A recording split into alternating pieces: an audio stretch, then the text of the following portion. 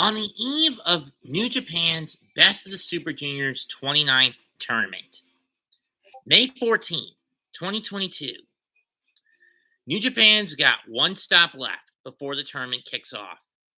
That being Washington, D.C. The event, Capital Collision. And it's going to be one hell of a show on paper as I looked at the card. So let's run it down. Our opening matchup.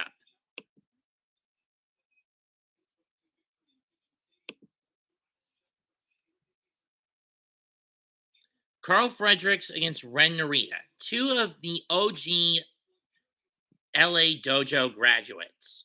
Though to be fair, Narita was actually from the original base dojo in Japan. Frediricks is the OG dojo trainee. The Alpha Wolf against the Shibata clone when you look at it, with Frediricks and Narita respectively.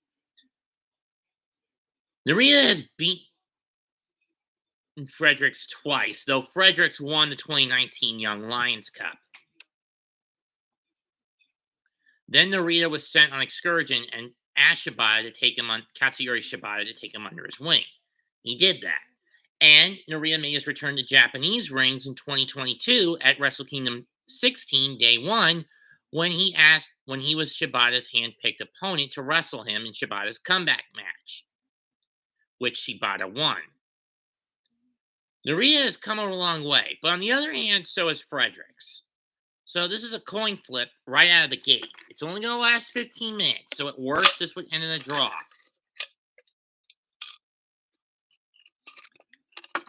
So, heads, Narita.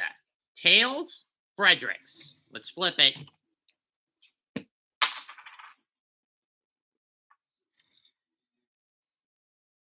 It's heads. I'll take Ren Narita to win this one. Next up, a 10-man tag team match. Team Rosser, consisting of Fred Rosser, formerly known as Darren Young of the WWE, Rocky Romero, David Finlay, Tanga, and Yuya Uemura, taking on Team Filthy, consisting of strong openweight champion Filthy Tom Lawlor, the West Coast Wrecking Crew, Royce Issacs and Jorel Nelson, JR Kratos, and Danny Limelight. The main thread to this is Rosser's dogged pursuit of the strong openweight title. I put emphasis on calling it a dogged pursuit. He is hell-bent on getting that title that Lawlor has held on to for close to a year now off of the Filthy one. And if getting a win in this match is one of the stepping stones to get him a strong title match at Mutiny, at Ignition in LA, so be it. So I'll take Team Rosser to come out on top in this one. Up next, a precursor to what's going to go down June 12th at Dominion in Osaka, Joe. Great-O-Khan versus Chase Owens, co-holder of the IWGP Heavyweight Tag Team titles. The reason we're getting United Empire against Bullet Club at Dominion for the tag titles is because Bullet Club Chase Owens and Bad Luck Fale did not pin either O'Khan or Cobb to win the IWGP Heavyweight Tag titles. They ended up pinning Hiroki Goto of Bishamon and by proxy Chaos. Personally, I think O'Khan is going to squash Chase like a bug. However, don't count Chase out. They don't call him the crown jewel. But that being said, I'm going to play it safe, and go with Great-O-Khan to win this matchup. Moving on, we go to the fourth matchup on this card. An 8-man tag team match that pits the United Empire, consisting of Aaron Henare, Jeff Cobb, and Aussie Open, Kyle Fletcher, and Mark Davis, against the native Australian quartet of TMDK, the Mighty JONAH, the top dog who released from his Impact contract, Bad Dude Tito, and reuniting for the first time in almost 3 years, the duo of Shane Haste and Mikey Nicholls, who chose to leave Chaos because he was stuck under Aussie lockdowns. That was because of the bug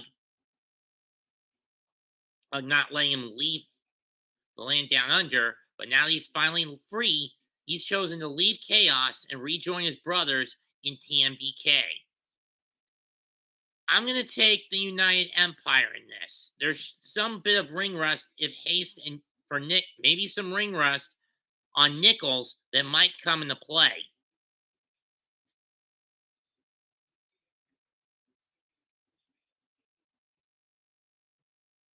For that reason alone. Next up, oh God, Brody King against Minoru Suzuki. Two men with the moniker of King. One representing the House of Black, the other the leader of Suzuki-gun. This came about after a post-match interview where at Windy City Riot after Suzuki lost to Tomohiro Ishii, where basically Suzuki was confronted by Brody King. And Brody said he wanted a match with Suzuki. Suzuki said, sure, I'll give you a match, and I'll kill you for it. And you're going to die just to be in this. And you're going to end up dead when I'm done with you. And trust me, when Suzuki says he's going to kill you, he'll back it up. I'm going to take Minoru Suzuki to win this one, because Suzuki-gun Ichiban. Next up is a match that I think is the most intriguing to me. The Stone Pitbull, Tomohiro Ishii, against the Mad King, Eddie Kingston. On one end of the coin, you've got Ishii, a student of Riki Choshu and Genichiro Tenryu, and a strong-style devotee. On the other hand, you have Eddie Kingston, who idolized Tenryu and Choshu. But this is where the similarities between these two men end. The difference is the paths they walk, their wrestling styles. Ishii, strong style to the core. Eddie has openly stated he is a man who walks, lives, and breathes on the path of All Japan's wrestling style, the King's Road. Both these men's greatest strength and biggest weakness are their tenacity and unwillingness to stay down.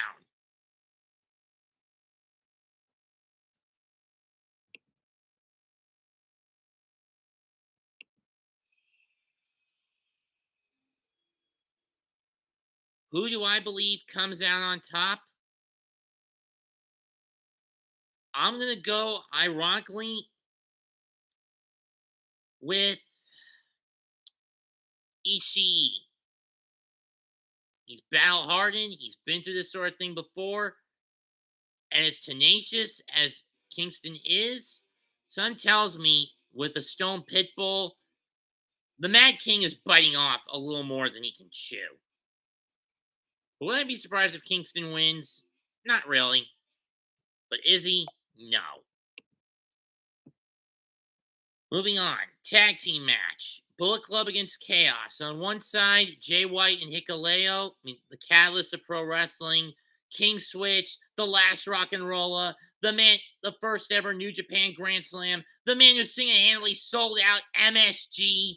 Switchblade, Jay White, and Hikuleo team up to take on the Chaos duo of Trent Beretta and IWGP World Heavyweight Champion, the Rainmaker, Kazuchika Okada.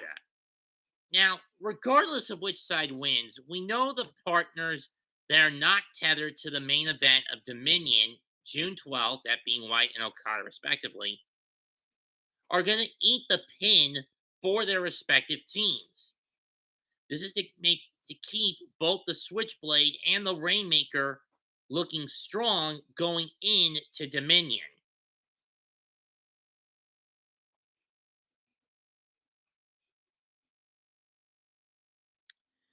As for who wins this match, don't know.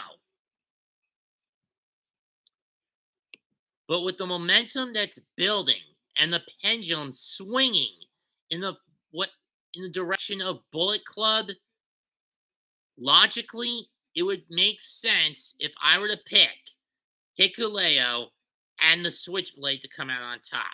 However, if White ends up double crossing Hikuleo, I'm going to take Chaos's Okada and Beretta.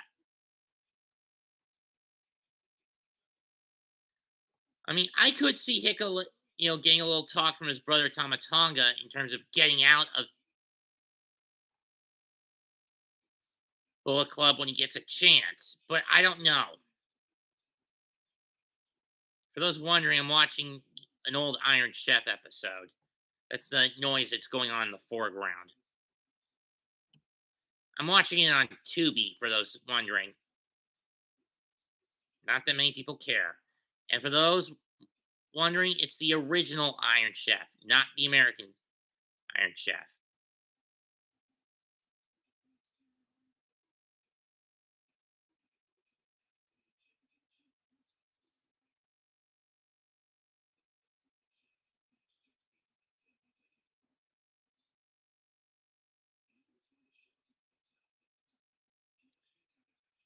Next up, but I'm going to go with logic in this one. My heart wants Okada and Beretta to win, but my head is going Hikuleo and White. So I'll go with my head, which is how I usually pick some of these matches.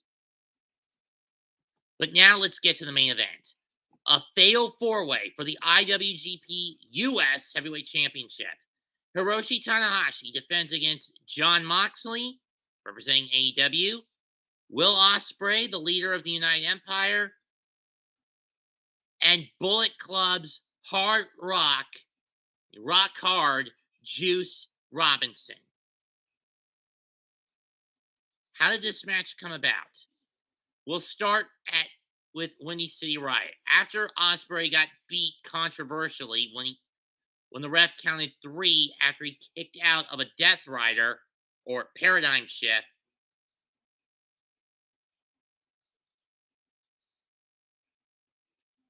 Moxley demanded a match against Tanahashi for May 14th. Ospreay was set up to face Tanahashi for the vacated IWGP US Heavyweight title in Fukuoka on May 1st after Sonata vacated due to a fractured eye socket. However, Ospreay tested COVID positive. Gee, I wonder how he could get it despite no symptoms.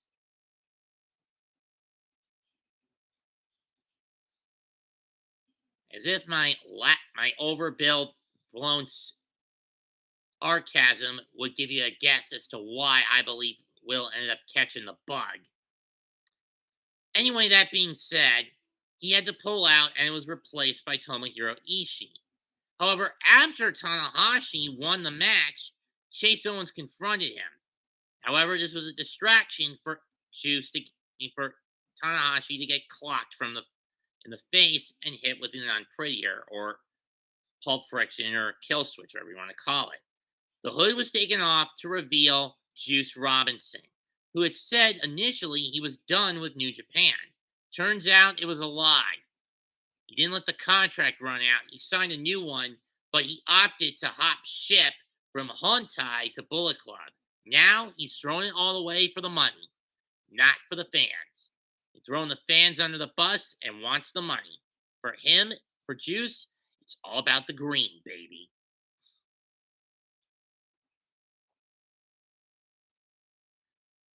And I am not liking Tanahashi's chances. Bad enough he's got a 25% chance of winning this match. But getting out of the title with the title in hand has been a bit of a rough patch for Tanahashi since 2019 when he won his 8th and supposed final IWGP heavyweight title. Since then, he's dropped whatever title he's held on either the first or second defense. This is his third go-around with the IWGP US Heavyweight Championship. He's in there with 2 men who have held the title twice in Moxley and Juice, and a guy who's looking to get his hands on the title in Ospreay.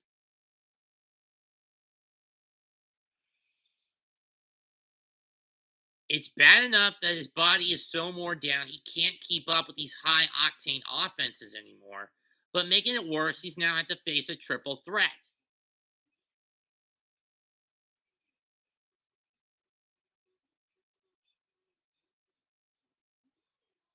So the question is, since I'm not picking Tanahashi to retain the title, which of the three is the most logical choice to get it?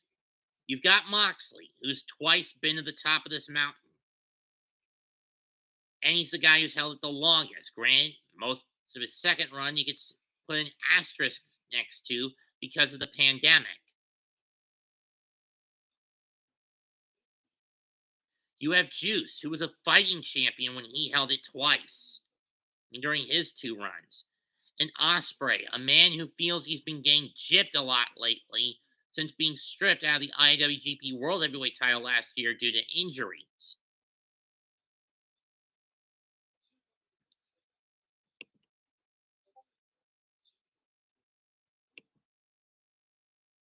So my question is, who gets the win out of those 3? I can't flip a coin in this case to see who wins it.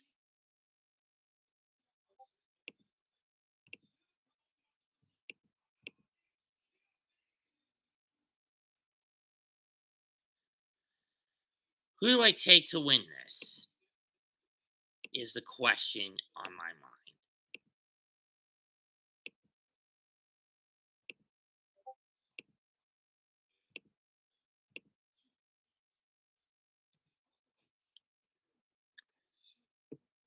Do I go for Moxley, Ospreay, or Juice?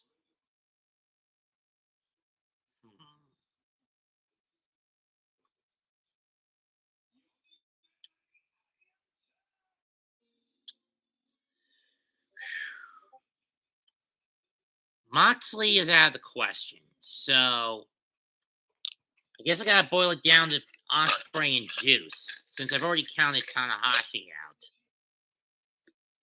As much as I love the Ace. Juice, Ospreay.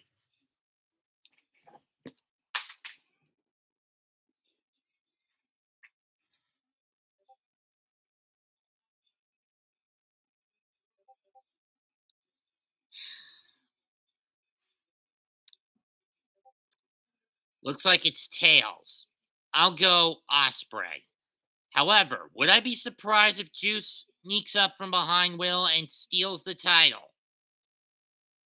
Steals the win from him? No, I wouldn't.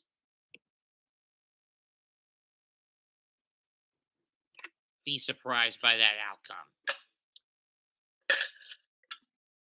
But that being said, Will needs to set an example as the leader of the UE.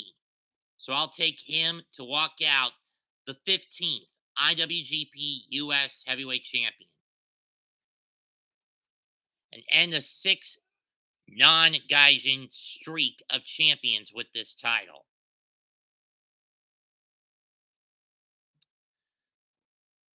We'll see how it all plays out on Saturday. It's available on Fight TV and New Japan World, Japanese dub only, and Japanese commentary team only, until a few weeks afterwards, where we'll get the English cut.